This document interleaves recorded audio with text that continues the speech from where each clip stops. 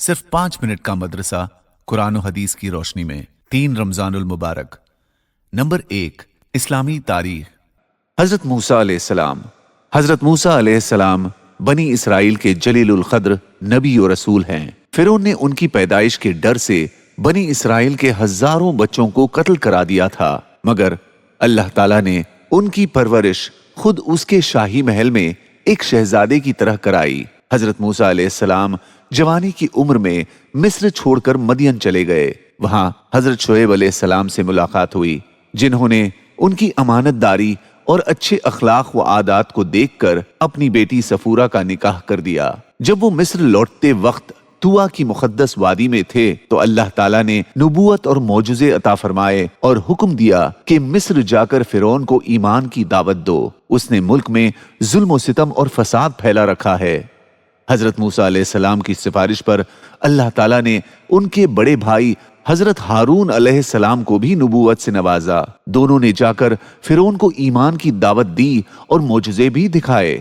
اس کے باوجود فرعون نے ان کو جادوگر کہہ کر نبی ماننے سے انکار کر دیا۔ چنانچہ اس نے جادوگروں کو بلا کر موسیٰ علیہ السلام سے مقابلہ کرایا۔ اس مقابلے میں حضرت موسیٰ علیہ السلام کو کامیابی ملی اور تمام جادوگروں نے ایمان قبول کر لیا۔ جب فرعون کا تکبر اور نافرمانی حد سے بڑھ گئی تو اللہ تعالیٰ نے اس کو اور اس کی قوم کو دریا میں غرق کر دیا۔ نمبر 2، اللہ کی قدرت، پانی کا انتظام۔ پانی اللہ تعالیٰ کی بہت بڑی نعمت ہے جس پر سارے جانداروں کی زندگی کا دار و مدار ہے۔ اگر زمین سے پانی ختم ہو جائے تو زمین سے انسان، حیوان، حتیٰ کہ پیڑ پودے سب ختم ہو جائیں، لیکن یہ اللہ تعالیٰ کی بہت بڑی قدرت ہے جس نے سمندروں کی شکل میں پانی کا بہت بڑا ذخیرہ جمع کر رکھا ہے، پھر وہاں سے بادلوں کی شکل میں پانی کو اٹھا کر سوکھی زمین کی طرف برساتا ہے اور پھر اس پانی کو زمین کے اندر ذخیرے کے طور پر جمع کر دیتا ہے، جس سے پیڑ پودوں کو پانی ملتا ہے، جس سے انسان خود پیتا ہے اور اپنی کھیتیاں سیراب کرتا ہے۔ اللہ تعالیٰ نے اپنی اس قدرت کو قرآن میں بیان فرمایا ہے۔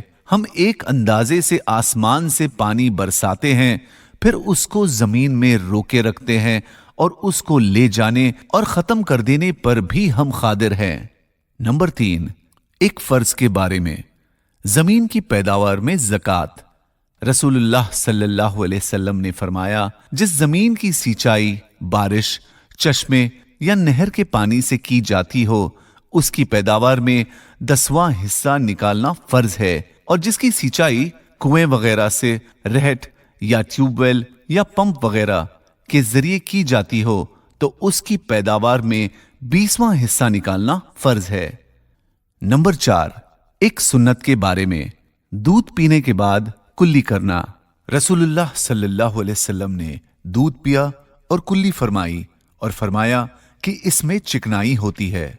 نمبر 5، ایک اہم عمل کی فضیلت، خزانچی کا باخوشی صدقہ دینا۔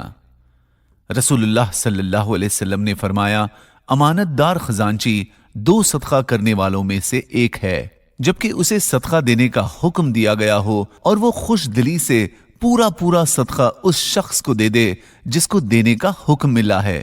نمبر 6، ایک گناہ کے بارے میں، غیبت کرنے کا عذاب۔ رسول اللہ صلی اللہ علیہ وسلم نے فرمایا، جب مجھے معراج کرائی گئی تو میرا گزر کچھ ایسے لوگوں پر ہوا جن کے ناخن سرخ تانبے جیسے تھے، جن سے وہ اپنے چہروں اور اپنے سینوں کو نوچ نوچ کر زخمی کر رہے تھے۔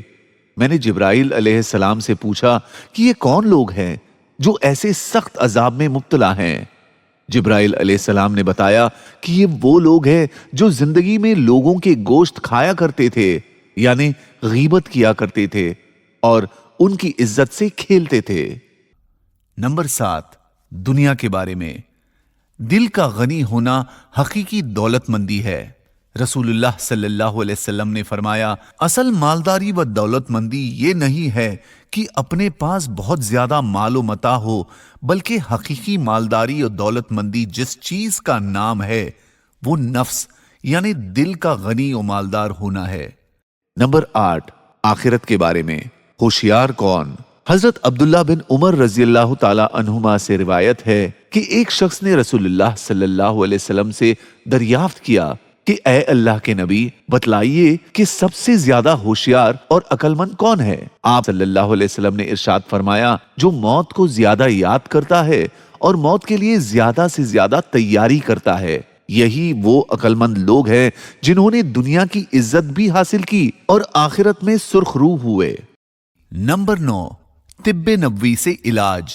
2 चीजों के अलावा हर बीमारी का इलाज। रसूलुल्लाह सल्लल्लाहु अलैहि वसल्लम ने फरमाया, तुम लोग दवा करो, इसलिए कि अल्लाह ताला ने तमाम बीमारियों की शिफा उतारी सिवाय मौत और बुढ़ापे के। नंबर 10, कुरान की नसीहत। फजूल खर्ची और कंजूसी दोनों से बचो। कुरान में अल्लाह ताला फरमाते हैं, और ना ऐसे कंजूस बनो कि अपने हाथ को गर्दन से बांध कर रखो, और ना ऐसे फजूल खर्च बनो कि हाथ को बिल्कुल ही खुला छोड़ दो, जिसके नतीजे में तुम्हें काबिले मलामत और कंगाल होकर बैठना पड़े।